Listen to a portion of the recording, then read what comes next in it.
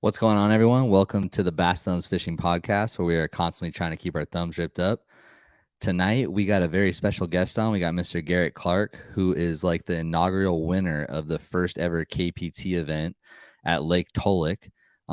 It's a really exciting new cutting edge series that just hit the scene this year, and we're going to hear about some of the details, not all the details, but some of the details from Garrett about the series. And we're going to congratulate him. We're going to hear about how he did it. And then we're also going to get into just kind of what's going on in California, talk about the rest of the season. It's been a good, strong start so far out here in California. A lot of stuff going on. And also, welcome to the YouTube channel. I know this is kind of a new platform that I've recently been trying to put content on. Last week, I had Fluke Master on, and it went awesome. Got a ton of good feedback from you guys. One of the feedback that I did get is someone asked me, Shane, when are you going to get out of the bedroom and get like a legit like background kind of deal going? Most of the stuff that I have hanged in like my fishing areas in my garage, because I lived in like an attached condo, and currently all the rooms are occupied. My son's room, and then the playroom, and then we have a 3-bedroom. So I'm trying to figure out a way to get into the garage so I have a little bit of a more appropriate background. But for now, we're going to just be hanging out in the room, in the bedroom. The lighting's good right here. It's close to the router, so the Wi-Fi is decent. Anyways, guys, I appreciate you guys hopping on tonight. I know we have like 4 or 5 people on so far. So as people begin to hop in, welcome to the show. Tonight, I'm also going to be giving away a Cashion, a Cashion ICON crankbait rod. The Icon series in general is a phenomenal series of rods. They retail for about $220. So super stoked to be giving that away to whoever is in the chat tonight. So far in the chat, I got my wife, Kristen, my #1 supporter in the chat. So thank you for hopping in, babe. But anyways, so some things that are coming up in California this month, and actually this weekend, is California Bass Nation Kayak Series is going to be having a dual event with Wild West Bass Trail Kayak Series at Lake Comanche. Let me go ahead and confirm that really quick. It's at Lake Comanche, June 5th. I believe the last day to sign up is either tonight or tomorrow. So make sure you guys get in there and sign up. Let's just go ahead and continue to show out here in California. And man, the Bass Nation Kayak Series has been a great series so far. And looking forward to see who comes out on top at Comanche. And we'll kind of see how that goes. But best of luck to those competing out there. I know that Garrett's going to be talking a little bit about that tonight, about Comanche coming up. And then also we got KBF out at Pineview Reservoir in Utah. I just talked to Gene yesterday, and it seems like the fishing's pretty decent. There's the smallmouth are biting. There's actually tiger muskie in that body of water. So kind of bummed that I'm missing out on that, but best of luck to everyone competing out there. I know Bryce Gibbs, Cody Henley, and a bunch of those guys are going to be competing out there. So again, best of luck. And if you guys haven't signed up, I'm pretty sure you guys can still sign up tonight.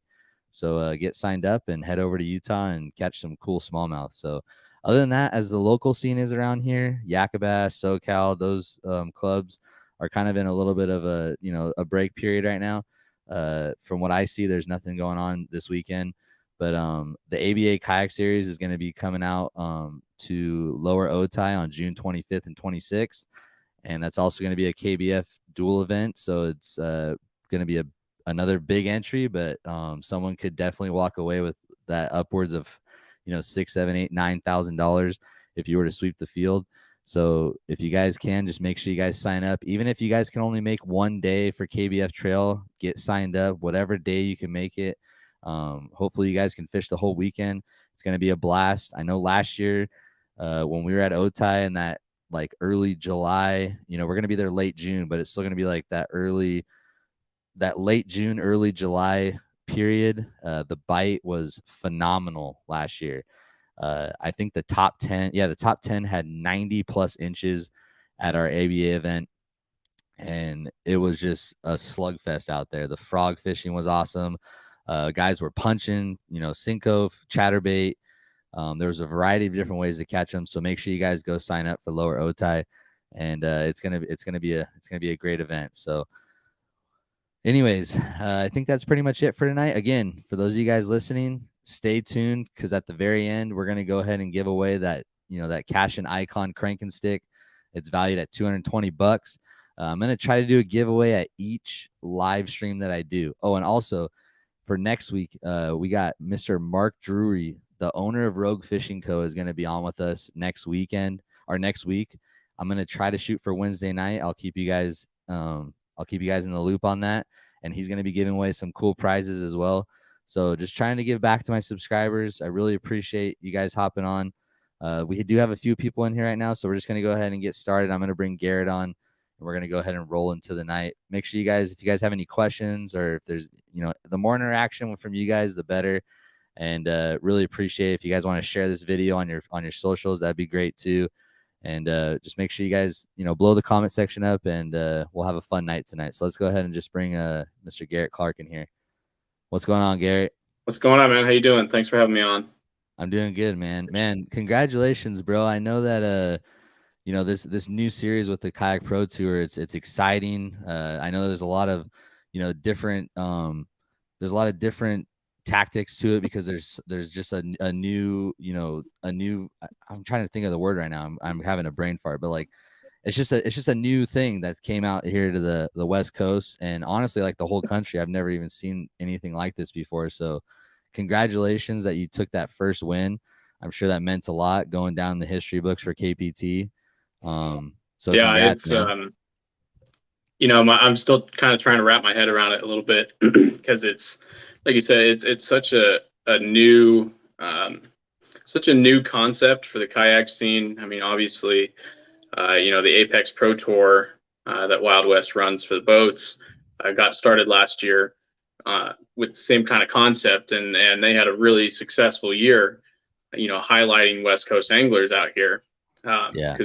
As most of the the tournament scene knows, the big circuits don't really come out west, except for once every 10 years. I mean, you've got the MLF that is out on the Delta right now, but you're talking about the elites and heavy hitters for Major League Fishing and things like that. So it's they had a really successful year with Apex last year, and wanted to bring that to the kayak scene with just the explosive growth that kayak fishing across country is experiencing. I mean, you look at the price of gas right now; it's insane, and more people are getting into kayak fishing than ever before. So it's just a natural step.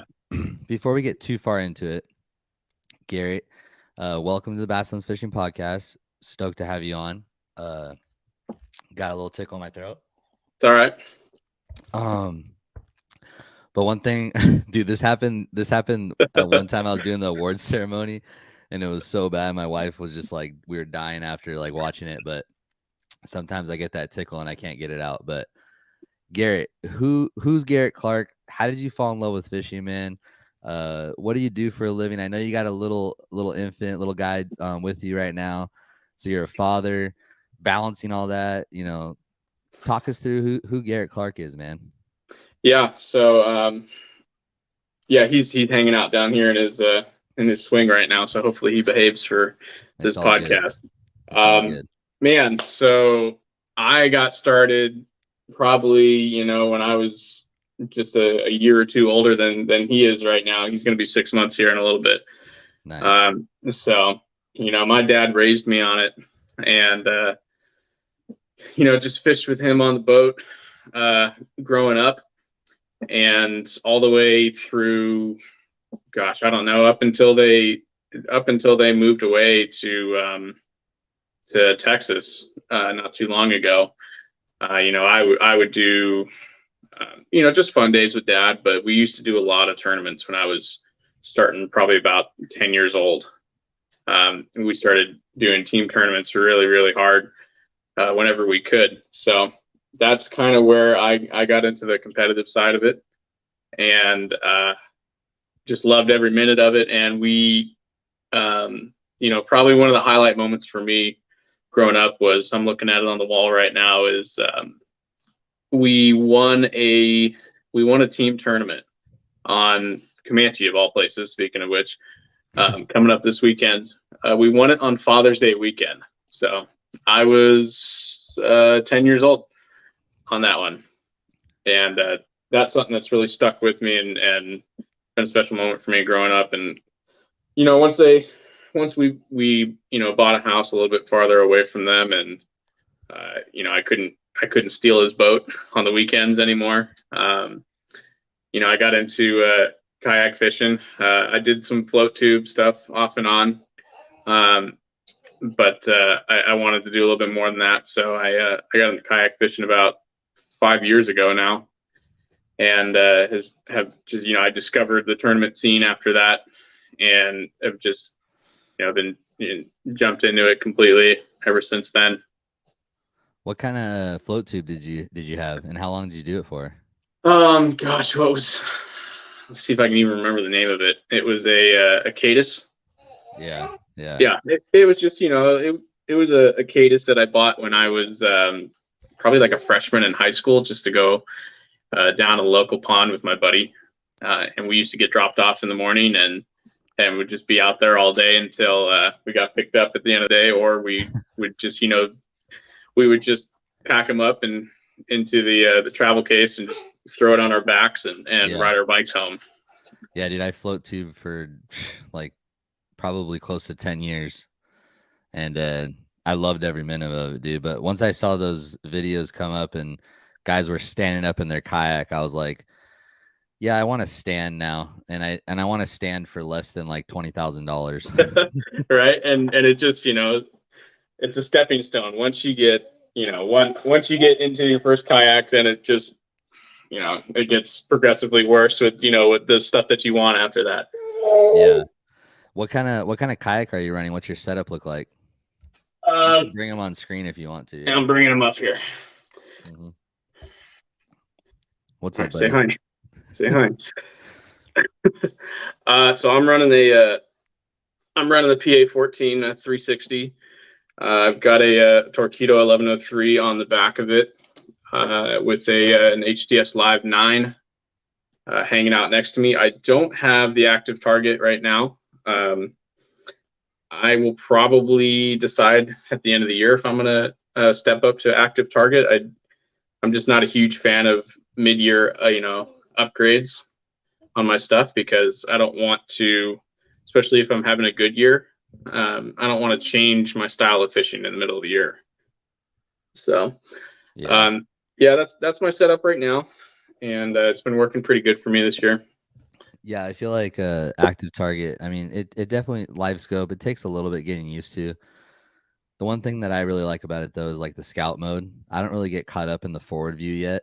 I mean, I haven't really I just haven't like spent the time with it, and not really sure if I wanted to yet.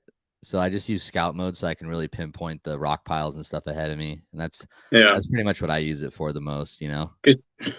I mean, correct me if I'm wrong, because you have to adjust the angle of the transducer if you want to change it to a different mode, right? You could also like on forward view, you could see it's a narrower cone. Yeah. And so scout mode, I can see like, almost like a 180, almost like a little less than like half of what I'm visually seeing. So I don't know, it works pretty good. But yeah, man, I mean, you're winning tournaments, so I mean, it's only gonna just be like another tool that you're gonna figure out, and it's gonna benefit you however you want it to benefit you. Yeah, I just prefer to have that figuring out period in the off season, when I've got time to mess around with it and not have to worry about getting skunked for 1 or 2 trips while I dial everything in. Yeah. We got Ballin21 in the chat right now. He said, I was thinking about getting into a kayak, but can't see myself spending that type of money on a kayak. Yeah, I mean, Garrett, I know that you have the Hobie PA14, right?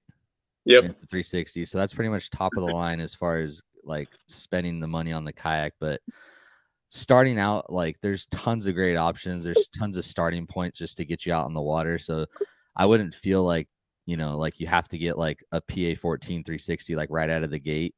Old Town has great options. There's New Canoes, Bonafides. Like there's price points in like, you definitely want to be like above $1,000. I feel like Yeah, at least and break the 1,000 mark. yeah, and nothing says that you have to jump in, all the way to Yeah, the top of the line right away. I mean, I started in a Bass Pro Shops, little 10-foot Ascend kayak, yeah, and floated around on that for 5 or 6 months, and then progressed to a feel free lure, 11.5, and I did a couple tournaments in that, and actually I think I got a top 10 on the Delta. Um, yeah, Fishing Yakka bass out of my lure 11.5 out of Big Break. So I was paddling, in the wind out of Big Break, and was able to get a top 10. So nothing says you got to jump in and get the most expensive price tag on the shelf to have immediate success. It's all about what you do once you get on those fish. Doesn't matter how you get to them. yeah, for sure. I know that there's a lot of guys that are. I feel like there's a lot of guys thinking like, man, if I don't have live scope, or if I don't have active target, or if I don't have a motor guide, or if I don't have this or that they can't win. And there's still plenty of anglers that are out there fishing. I mean, just look at the Hobie BOS event. They're not allowed to use motors or anything, and those guys are catching massive limits and smashing fish and no problem. And then you have guys that fish and they don't even use a fish finder at all, like Drew Gregory. He just has like a little meat thermometer that he sticks in the water, I heard, and that's it, and just wins all these national events. So Yeah, well, I mean, look at Austin Wilson for Apex Pro Tour last year. He was Angler of the Year, and he didn't use graphs for half his tournaments. it's funny, dude. You got your baby going on, and I'm literally dying again. I don't know why this happens. Dude, we are on point tonight. I'm just like literally over here, like trying not to like cough attack the mic. Yeah, But we're powering through. Yeah, so Austin. I know, like Austin didn't have like a brand new boat, and he didn't have he wasn't running graphs when he was at Almador, and he just crushed it. Yeah. It's just like I said, it's yep. You still got to catch the fish once you get there. For sure. So Garrett, why don't you take us through Tolek, man? Oh man, so for those, sorry, I'm organizing the child who's having a meltdown down here. You're so all good, we dude. had I'm dying.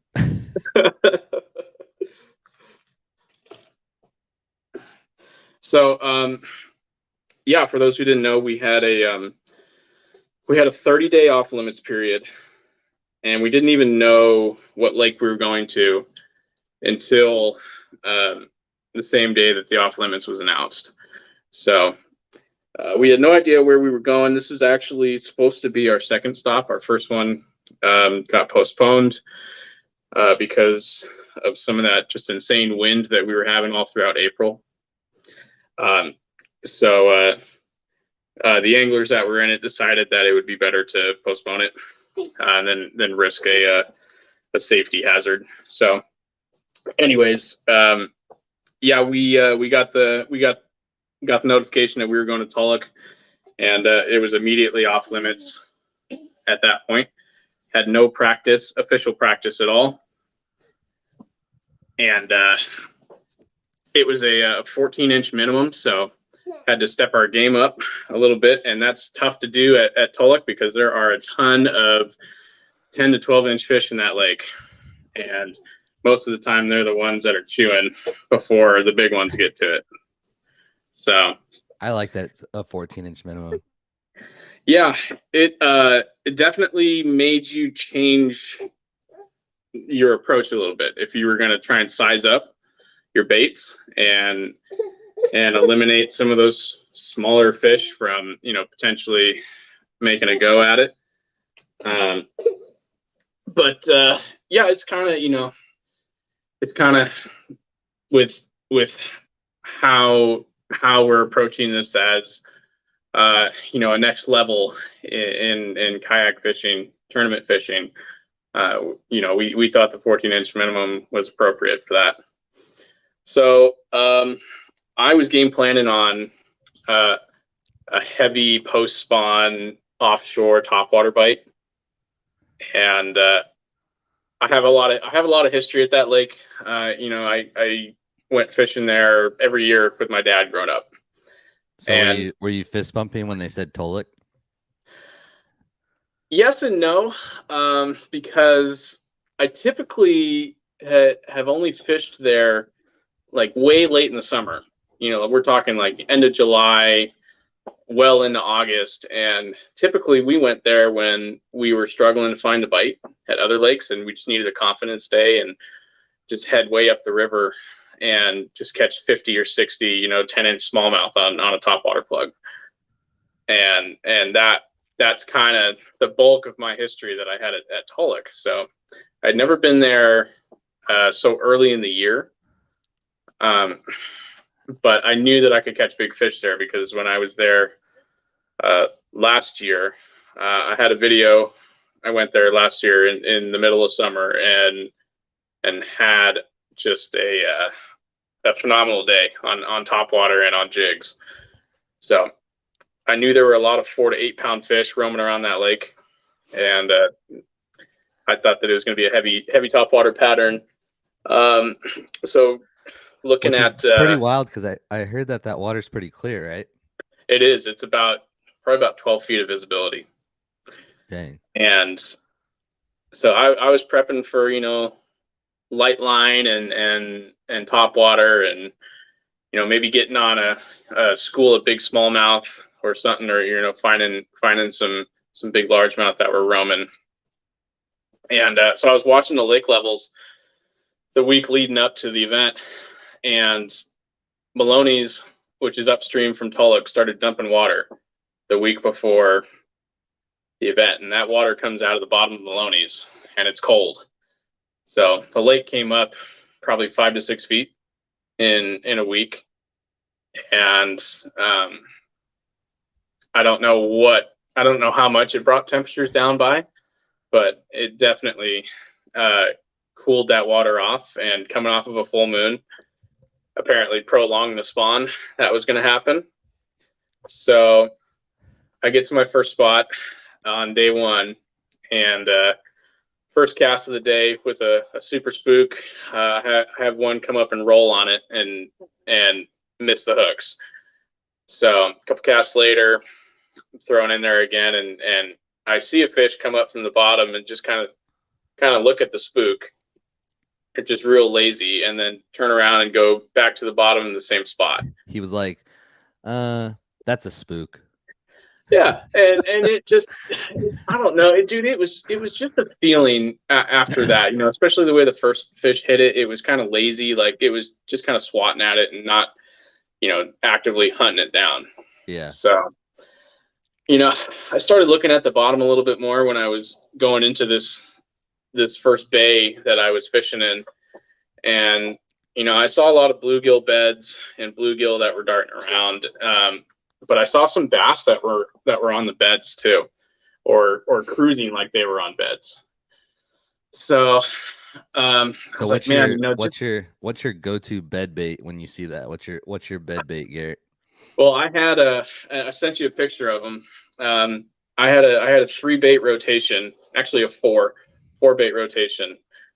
For bigger fish, I went with a Bass Union 1/2 ounce finesse jig. And that was for bigger fish, probably 3, 4, 5 pound fish that was going to get their attention. But, for some of these 16 and 17-inch fish that I was filling out limits with, I was going with a Bass Union EWG weedless Ned. And it was a rotation between 2 Z-Man TRDs. One is called the Deal, and one is called Copper Truce. And the Copper Truce was really imitating bluegill really well, because it's got a chartreuse underbelly on it. Oh, okay. And not only that, I can see it better in some of those deeper scenarios. And then I had At a 4-inch, 3.5 or 4-inch swim Cinco in green pumpkin. So when you're bed fishing, are you more of like a bait caster, like if you can, or do you like to throw the spinning rod on the bed? Well, for the Ned, I was using a spinning rod, and it's just all matters on what kind of cover is in front of me. Yeah. For my what I would call my winning fish on day 2. Yeah. When I think John Myers actually pulled ahead of me for the last 3 hours. Yeah. And I was working on 2 bedfish. The male was about 3.5 or 4 pounds, and the female was all of 8 pounds. And yeah, it was insane. And they were tucked into a tule pocket on this isolated patch of tules in this cove. But these fish were so skittish with the clear water that if I had power pulled down in front of that tule patch, they weren't going to commit. So I went around the back of it, and I'm casting to these fish, and there's a bunch of dead lay down tules over the bed too, to add a degree of difficulty. So I went around the back of the tule island, and I'm casting to it and bringing it into the tules so that the line kind of hangs over that last overhang right over the bed. So for that one, I went with a bait caster, because once I hook this fish, I got to bring it through the tules, Yeah, to get it in the boat. So it all matters on what I got to get that fish through to get it into the boat. Yeah, we got Chris Cabral in the chat, and he asked you, what pound test do you use in clear water? So for my spinning setup, on some of those bedfish, and then on my Cinco, which was another key component for a lot of those fish, I was throwing a 10-pound braid with a 8-pound fluoro leader. And then for the bait caster, I was throwing 12-pound straight fluoro.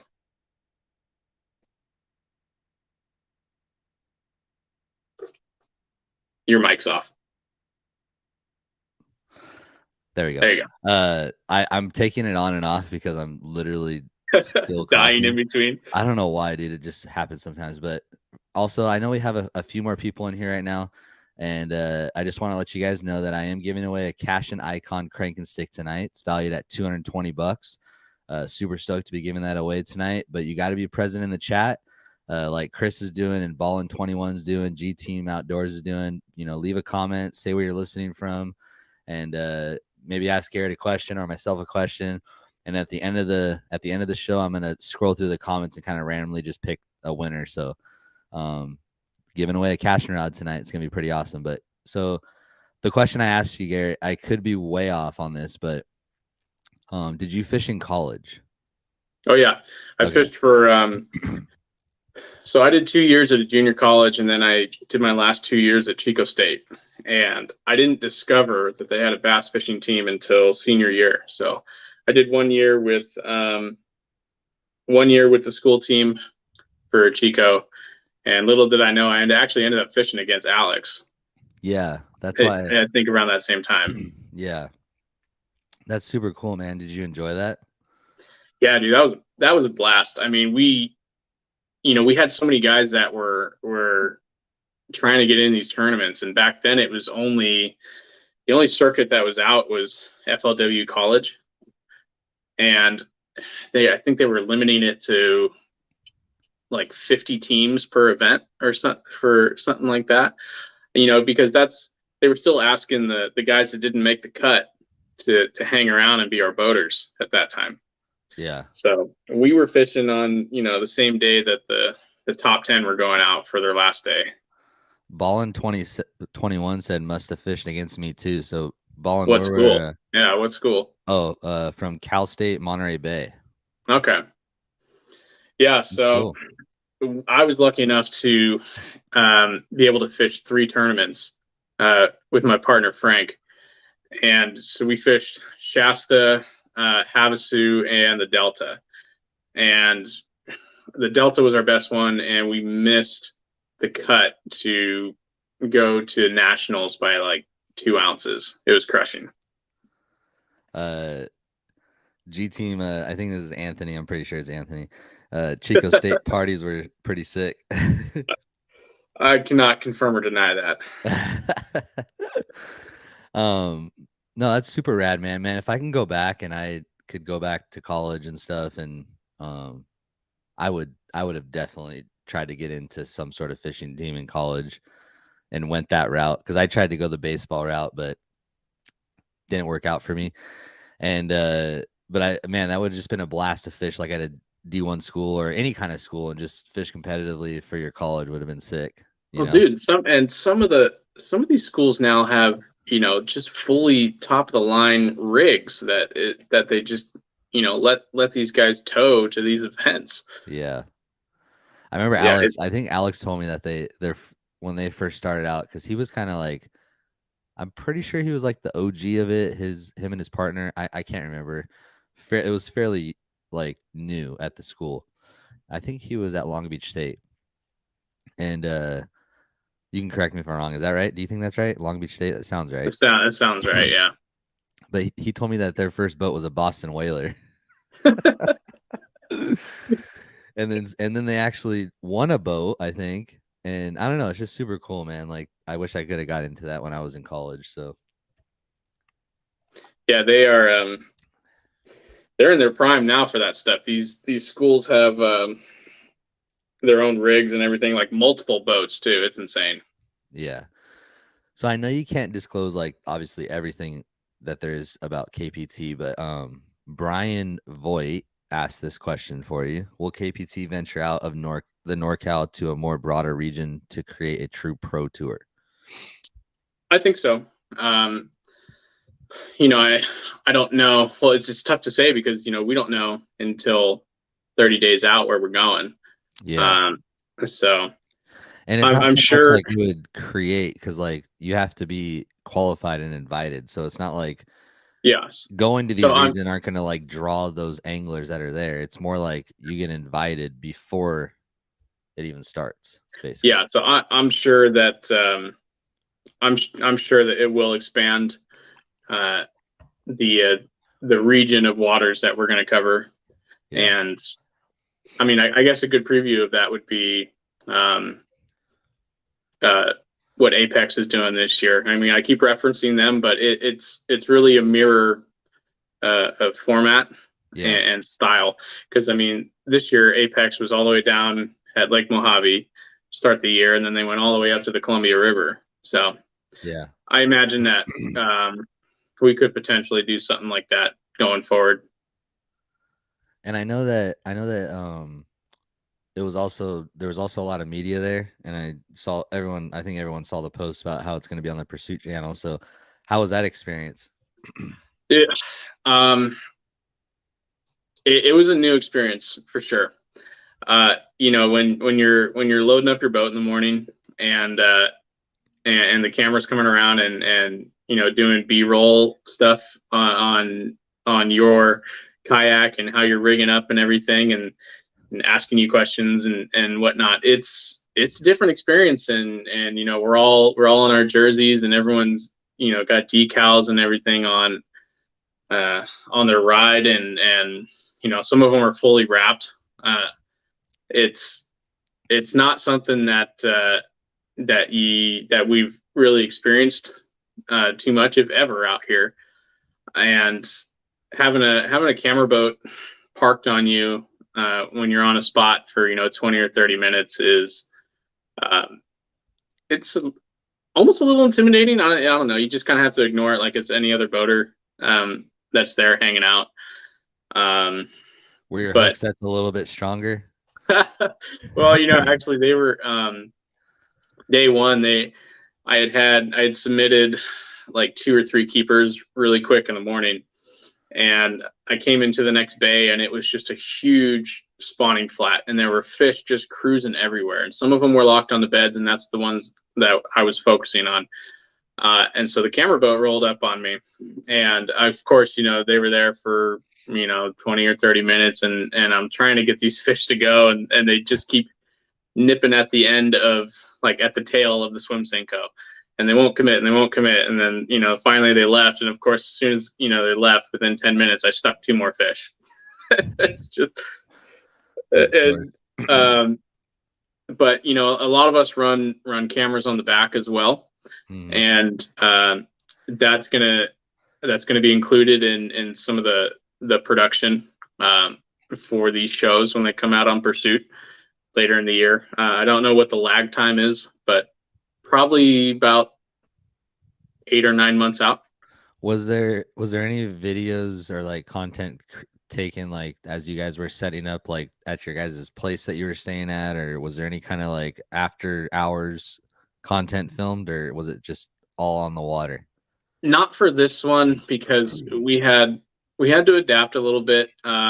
We were only at about 50% of our camera crew, because one of the crew members that was coming in had a family emergency and had to turn around and head home, and wasn't able to be there for that weekend.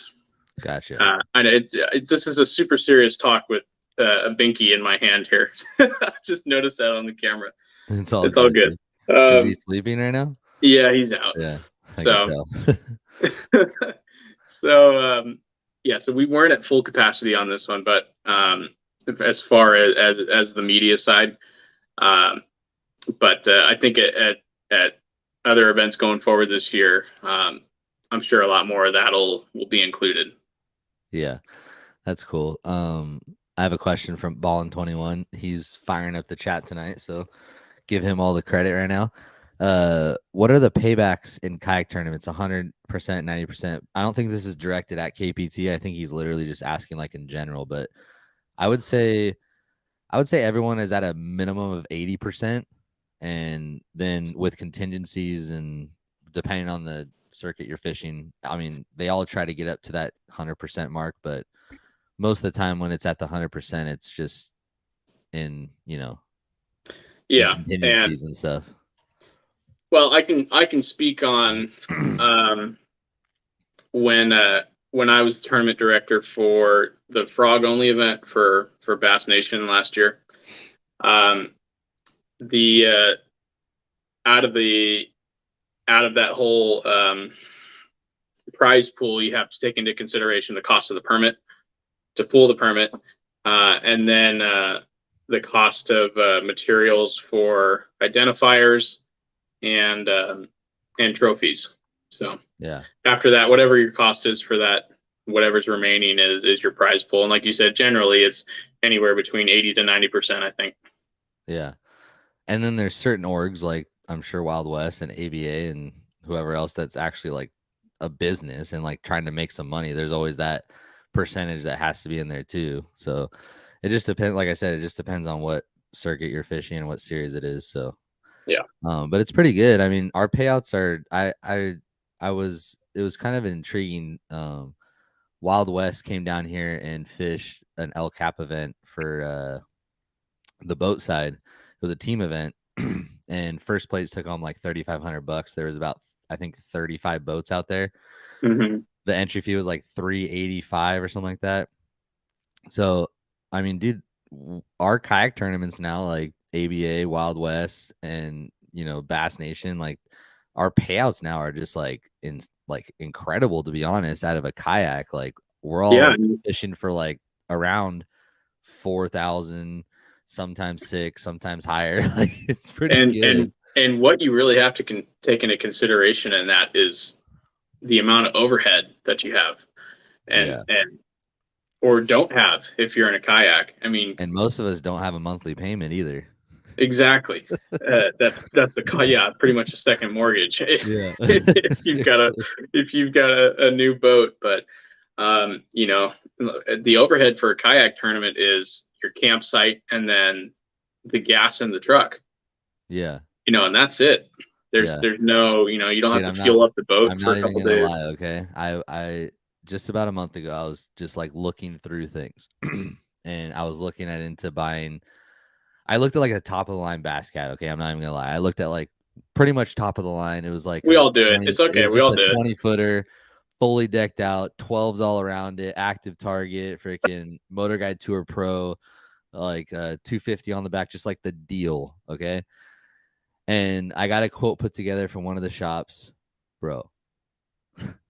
Like Like what? $98,000, dude. Oh, that's actually the 10,000 cheaper than what I thought it was going to be.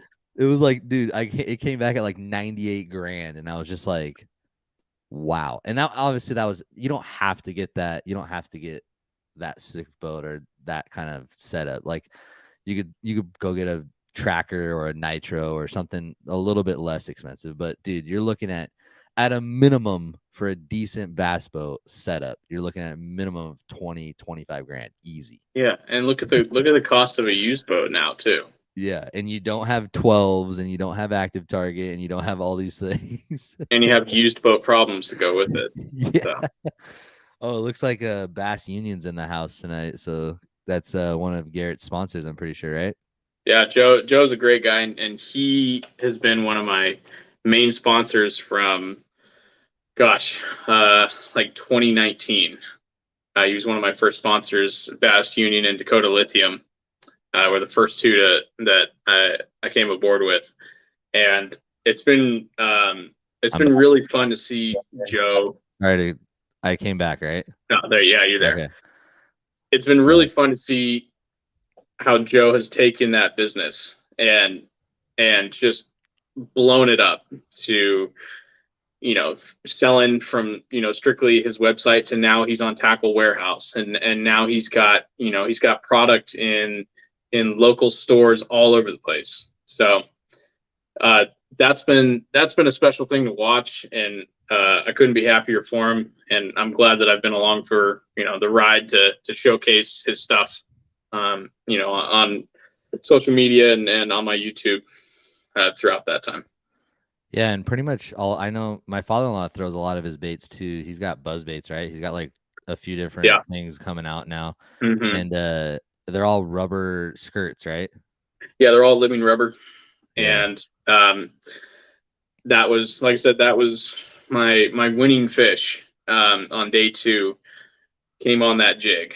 Yeah. And I didn't put the picture on here. I would have brought it up. My bad. But you don't have to do much with that, especially when you toss it on a bed, because that living rubber just flares out and moves on its own, with just the current that's created just from the fish, hovering around that jig is enough to make that skirt move. And when you've got a fish that's locked on, that's all you need to do. That's awesome, dude. I love throwing a jig, man. I mean, it's a little different. Like when you see them eat it on the bed. I mean, it's still exciting. It's awesome. But like when you're just dragging a jig on like rocks or popping a jig, and then all of a sudden you feel that pop or that suck in. It's just, there's something about that jig bite, man. It's addicting. Yeah, I had actually, the weekend before, I was at New Maloney's and broke my jig rod on a sight fish that I saw come over and smoke it, and this fish was like 5-6 pounds, and I hopped the jig off of this log, and this fish just came over and smoked it, and I set the hook like I normally would if I was fishing in like 25 feet of water, and I had a weak spot in the rod. They got banged up at some point in time, and I just blew this rod up on the hook set and lost the fish all in the process. And yeah, so it's a little bit different seeing them eat it. I'm a little bit more hesitant now to just lay the lumber on them. Yeah. But I guess it was the juice right here. I got it. Yeah. There's the juice. I guess it was a good thing. That happened, because had that rod not broke the week before, it would have broke on me when I swung on that winning fish. So let's just, I don't know, everything lined up. Let's just go into jigs for a second, okay? Just talk. Seeing the picture of the jig, I want to like say like 200 things about like just jig fishing. So the first thing that I want to ask you, like when you get a jig fresh in the package, do you do any mods to it? Do you trim the weed guard a little bit? Do you trim the skirt a little bit? Like, do you do any type of mods to your jigs, or are you kind of just like out of the package go? Well, for the Bass Union finesse jig, it's out of the package because it's a finesse weed guard, so it's not a heavy weed guard. Yeah. So you don't really need to trim anything on there. Joe ties all these by hand and trims them all by hand before they go into the package. So he's a guide. He's an angler. He's a tournament angler. He knows what we're looking for. In something that comes out of the package. So he's got those all trimmed up right as any angler would want them. So the only thing I do is I trim down the trailer a little bit, whatever trailer I'm putting on there, and go from there. And I think there was maybe one time where I trimmed the skirt back a significant portion, and that's because I went with a TRD as the trailer. Got it. I'll get into Anthony's question in a second, but we got a few more people on here. Just want to let you guys know, if you guys hang out till the end of this, we're about, what are we at? Like, we got like maybe 15 minutes left or so. I'm going to be giving away a Cashion ICON Cranking stick in the next 10 or 15 minutes. So hang out with us for the next 10, 15 minutes. Blow up the comment section. I'm going to be picking an angler or a subscriber from the comment section to win that Cashion rod tonight. So appreciate you guys listening, and let's get back to it. But we got a question from Anthony about your Union jigs. Is it tungsten or is it lead? They're not tungsten. They're lead heads, and they're pretty durable with the powder coating that's on there, because I have dragged those things all over the place, and I rarely lose them because I hate breaking off gear. Yeah. Even a jig, if I get it stuck in a rock pile, I'm heading over to that rock pile and I'm trying to shake that thing loose instead of just busting it off and moving on to the next one. So I've got a lot of the original finesse jigs that Joe was making for many years, and he's got a 2.0 version of that jig that's out now, and it's got a stouter hook in it. It's got a Gamakatsu hook in it, and it's got the logo on the football head and everything, and it's just a really sharp product. But I can't order a bunch of them yet because I've still got like 50 of the originals that I got to work through. That's sweet, man. So let's kind of get a little bit back into the KPT. Yeah. One kind of thing I kind of wanted to talk to you about specifically is that, with all these new circuits coming out, let's just say Hobie BOS were to come back. Let's just say Bass comes back next year. We are going to be slammed if we get now. Like we want national events to come out here. We want that attention. We want that opportunity. But now that we've had Wild West, California Bass Nation, ABA, kind of like the new circuits coming out to California, we instead of complaining about we don't have this, we don't have that, we've kind of created an opportunity for ourselves out here. We have a pretty good circuit up and down the state from all these different circuits. Plenty of opportunity to make money, plenty of opportunity to make a name for yourself out here. Just the only one that can qualify you for the national event is the Bass Nation series. But if Bass or Hobie or these circuits or KVF, they can come back, it's gonna be slammed, dude. What do you think about that, man? Like, it's kind of like we want them to come back, and then like, man, if they do come back, are we all gonna show up to it? Because we all have kids now. You're holding a kid. My wife's pregnant. I have a 3-year-old. Like, yeah, dude, I guess it's a good problem to have for us out here. We certainly have the angler base to show out in numbers at a lot of these events. It just comes down to scheduling. I mean, you look at the last time Hobie and Bassmaster were out here was what, 2020? Yeah. So yeah, and just the timing of it was really bad. As far as how these events, stacked up, because it was like a 3 or 4 weeks in a row in August, which is just, an absolute grinder month. And I think it just, the way that it was weekend after weekend after weekend in the hottest month of the year out here, just turned a lot of people away. So, I think the scheduling I mean, is if you think going to about it, make all Garrett, the too, difference. if you think about it, even Wild West and Bass Nation, ABA, KBF kind of deal, we almost have to do it on the same days because if we don't, Yeah, like, I know. Well, there would just be and so many more dates and everything, dude. Like, it's I don't know, it's interesting out here. and you know how the permit system is out here. Yeah, It's it's we're competing with the boat circuits yeah, on permit pulling also, yeah, and it's there's just not enough water and not enough dates for all these circuits, and inevitably you're going to have conflicts where there's going to be two organizations fishing the same weekend on different bodies of water, unfortunately. yeah. I mean, yeah, it is what it is, but I mean, at least the opportunities there for everyone, and that's like the most important thing. You know, up and down the state, we have good opportunities.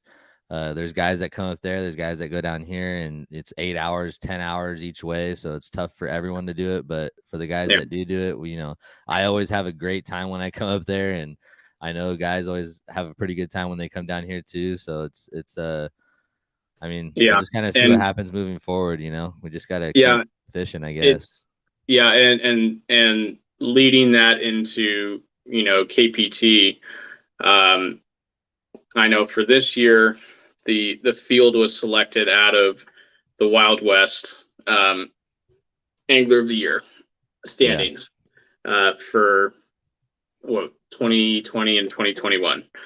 Um, so we have a roster of 19 this year. It's certainly not the entire initial roster of who got invited. Yeah. For various reasons, guys and gals couldn't commit to the full year, which is something that we had to do, and so it's marketed as uh, best of the West, and so I've heard it multiple times in the last 2 weeks that well, it's not really all the best because there's only 19 of us this year, and people didn't get invited or so on and so forth. It's an invitational, it's exclusive, um, and that's always going to be subjective. Uh, Yeah. and it's I mean, at the same I don't time, know. you just It's gotta if you desire to fish the KPT, there's an opportunity. I don't know about moving forward, but I'm sure if you fish Wild West Kayak Series, the regular circuit, and you finish high for the next season, there's it's not like it's like a secret yeah, society, secret invite kind of deal. Like anyone can go qualify if you wanted to or if you yeah. tried to, Yeah. If you put in the effort for Yeah. the circuits that qualify for it, and for Yeah. this year, Bass Nation is also going to be one of the angler pools that determines who is going to be eligible to fish KPT next year. Yeah. So you have two ways to get in now, and Bass Nation and Wild West do a lot of joint events, but they do have separate events as well. So Yeah. there there's avenues to get in, and I've heard a few mumblings that it how can you call it the how can you brand it as best in the West if not everyone has an opportunity to fish it? But I would say to that, not everyone can just decide that they're going to go fish the 10, right? Yeah, or you gotta go get or the it. national championship Yeah. or the BOS TOC. You gotta qualify for that stuff. So KPT is no different.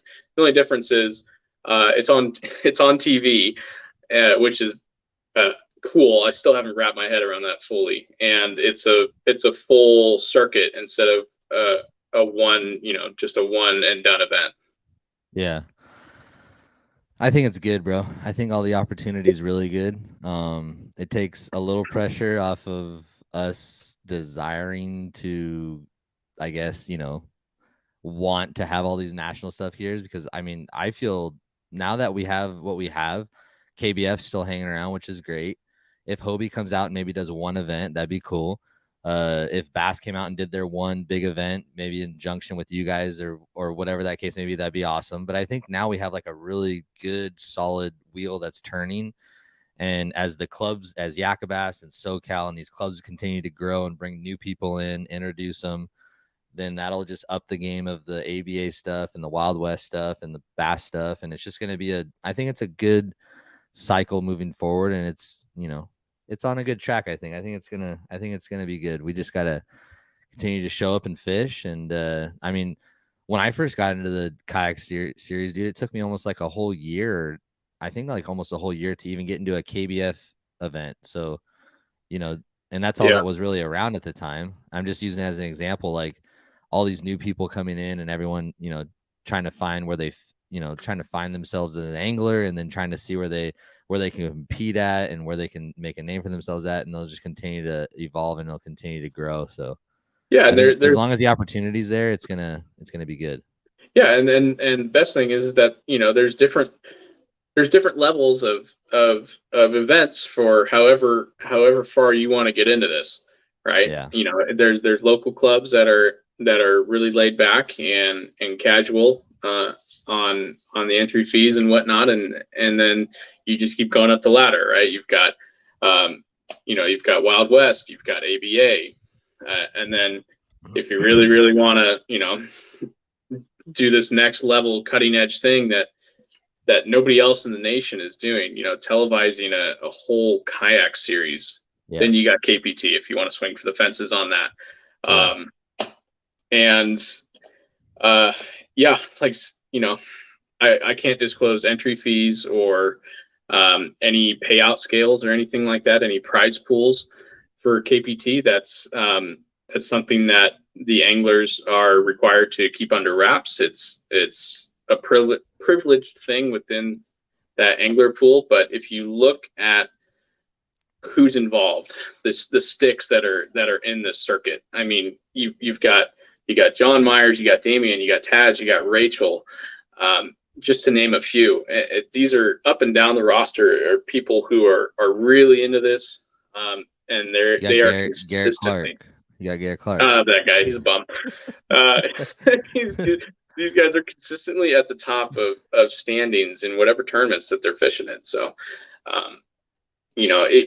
even though there are some aspects of Kayak Pro Tour that are kind of, shrouded in mystery, I can tell you that it is worth trying to qualify for it on multiple fronts. Especially the media side. It's because if someone's looking to get true sponsors, this is going to be a fantastic avenue that's going to shed light onto the kayak fishing community and bring companies in to invest into it. Yeah. Like I said, I think everything's heading in a good direction, and we just got to keep showing up and fishing and encouraging people to fish and getting new people into the sport and being positive and hanging out and having fun and catching good fish. The last thing that I'm going to ask you, and then we're going to get into the giveaway. And again, for those of you that are watching, we've been kind of hovering at like 15, 20 almost. So for those of you that are just tuning in, I'm seeing some new guys in the comment. I'm trying to get to most of the comments, but I appreciate you guys commenting on this. If you guys can like and subscribe to the channel, if you're not, that'd be awesome. I'm going to be giving away a Cashion ICON Cranking stick tonight. I got it right here. So I'm stoked to give it away tonight to whoever the lucky person is to win it. But the last question that I have for you, Garrett, you fished Wild West, you've fished Bass Nation, you fished the ABA. We've heard you talk about Wild West, KPT, and Bass Nation. What are your thoughts on the ABA Ironman series as far as because they have like an off limits as well. They have 2 practice days. They have their own little kind of unique deal. And you fished the Delta event and did very well. What did you enjoy about that series? What did you think? How did you feel about it, basically? So, well, I thought the timing was fantastic. I mean, the scheduling of that event really showed out what the Delta's capable of. Yeah. Just the amount of big fish that were submitted was spot on, as far as timing. So I think the timing of when that date was selected was really good. I like the entry fee where it is. It's kind of it rivals what Hobie is doing with that's kind of around that price point for a 2-day event. I think that's appropriate. And it creates incentive for people who are going to travel and fish for 2 days to make it worth your while if you get into the money. Yeah. Having I know KPT does blackout for 30 days, no practice. So what do you think about the blackout 10 days, like 2 days of practice? What's your thoughts on that? I know it's two different. I don't even want to compare it, but what were your thoughts on, like, we started at 1 day and then we got some feedback like, man, I don't think 1 day is enough. So like 2 days. So what do you feel about it? Well, I think if you're marketing to anglers to travel up and down the state for a tournament circuit, I think 2 days of official practice, if it's going to be offered, is a good way to go, because people have got work schedules, they've got family schedules at home that they might not be able to make it to that one and only practice day if that's the way it is. Yeah. I think the 2 day is fine for a 2-day event. If it was a 1 day, then I think 1 day of practice is fine. Yeah. But 2 for 2 is good. Yeah. Although I'll tell you, prepping for a tournament with 30 days of off limits, your only scouting available is anything that's publicly available. So like, you're talking about water levels that are online, or any reports that are on like Western Bass or RB Bass or anything like that, right? Yeah. Prepping for a tournament where you have no practice and 30 days off limits was stressful, because I was rigging up rods before I headed out, and normally I bring 7 or 8 rods tops. And I looked down after I'm done rigging everything up, I had like 11 or 12 rods. And I'm like, man, dude, like, what am I gonna cut? Because it's not gonna work. I ended up bringing 10. But it's stressful, and at the end of the day, you just have to realize that when we go out fishing for fun on just a fun day, and you go out there and crush it, and you catch like 90 something inches, most of the time you had no idea what you were gonna be dealing with heading into it. You just went out and went fishing, and that's kind of the approach that I took going into this, especially for day 2, because I overthink day 2 better than nobody else. And especially after I had the lead on day 1, I did not want to have the lead on day 1, because all you do is think between the time you're off the water and then lines in the next morning. All you do is think about, do I need to change locations? Do I need to try something different, or do what I was doing on day 1? And I just said I was not going to overthink. I'm just going to go out and do what I did on day 1, and luckily it worked out. That's awesome, dude. Again, congratulations, man. I mean, what an awesome feat to Thank you.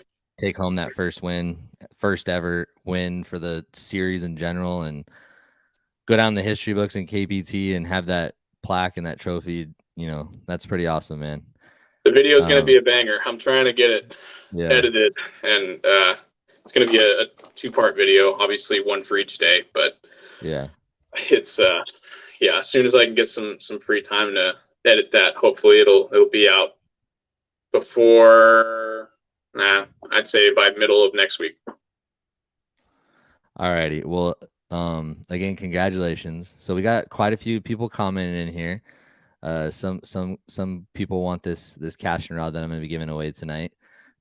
So let's go ahead and let's pick a winner. So I know that you guys can't see what I'm doing, but I promise that I'm going to what I'm going to do is, and Gene did this last time, and I got to, again, I'm still trying to dial in everything that's kind of new to the podcast, especially with this live feed. I want to dial in like an intro clip for you guys before we start the show. I want to, obviously be more interactive like we've been doing, And with giveaway stuff, I'm going to try to, like I said, I'm going to try to give away something pretty substantial every single show. I got some phenomenal sponsors who've supported me over the last couple of years, and they're very gracious. And so I'm excited to see what the podcast brings as far as, you know, not only promoting my sponsors, but allowing them to give some product to myself to give to you guys. So stoked to do this right now. It's a $220 rod. I'll give it one last shot right now. I know that we got 13 people in right now. If you guys haven't already, leave a comment. Actually, you know what? Let's do this. Let's put hashtag Cashion rods in the comments right now. So I'll give it a minute because I know there's a little bit of delay. Do hashtag Cashion rods. Hashtag Cashion rods. Let's see who's going to be popping up with that in the comment section below.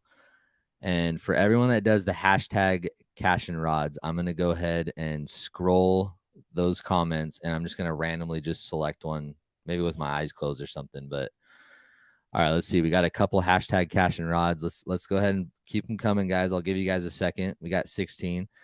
If you guys want a shot to win a Cashion ICON Cranking stick, $220 rod, go ahead and just blow the comments up right now with hashtag Cashion rods. So, all right, they're coming in. I don't know, Garrett, can you see the comments or you can't see the comments? No, I've only got you and me on the StreamYard feed here. Okay.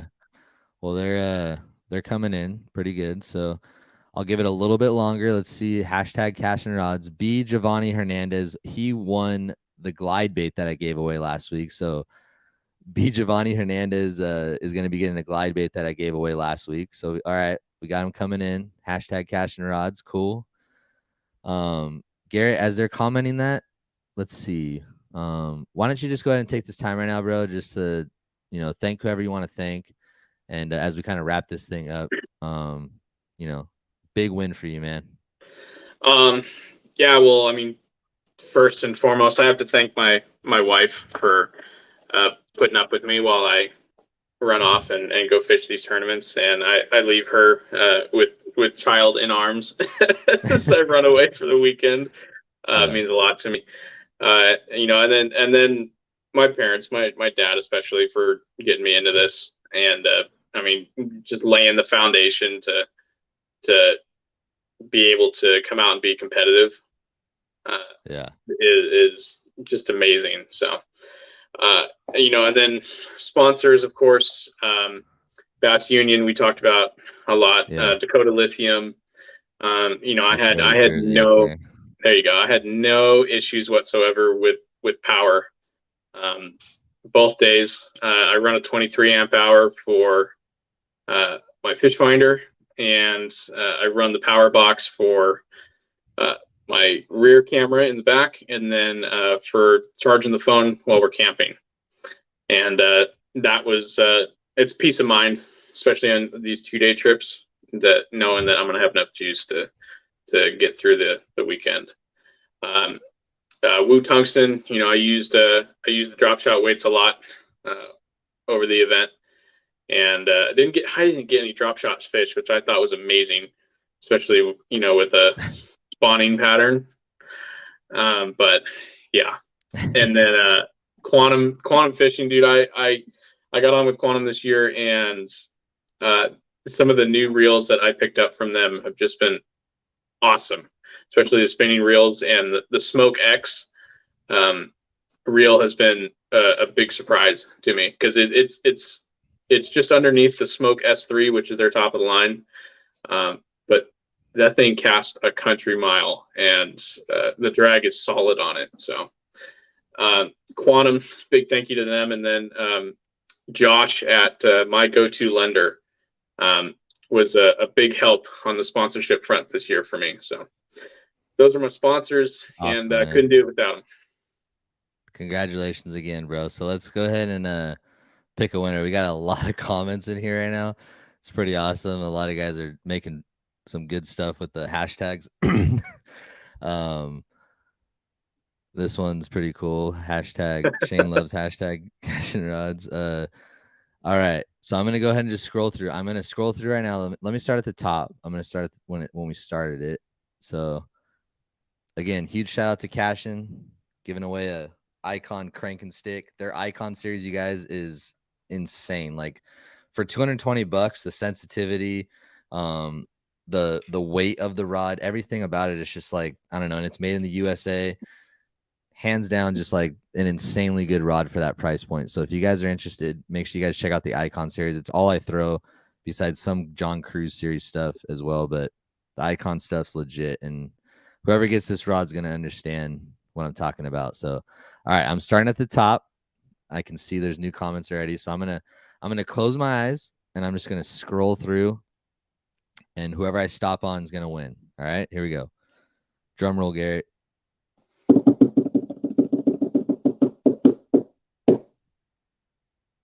All right, we got a winner. Andrew Martin. Hashtag Cashion Cranking Stick was the one that won it. Andrew Martin, dude, awesome, bro. I'm stoked to be sending this out to you. I'm going to send this out to you, and you have to be in the comments still. So Andrew Martin, I know there's a little bit of a delay, but Andrew Martin, if you are in the comment selection right now, just say I'm here, or say yes, or say something. There's a little delay, so I'll wait a second.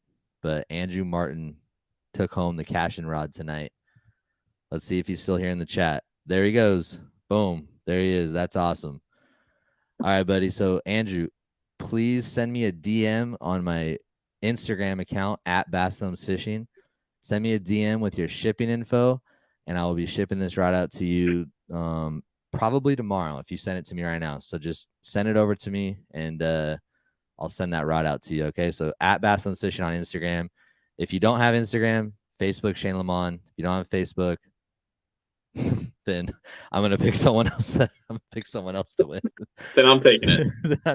then I'm keeping it. That's not bad. If the person who wins is not present, then it should be by default should go to the guest. There you go. There you go.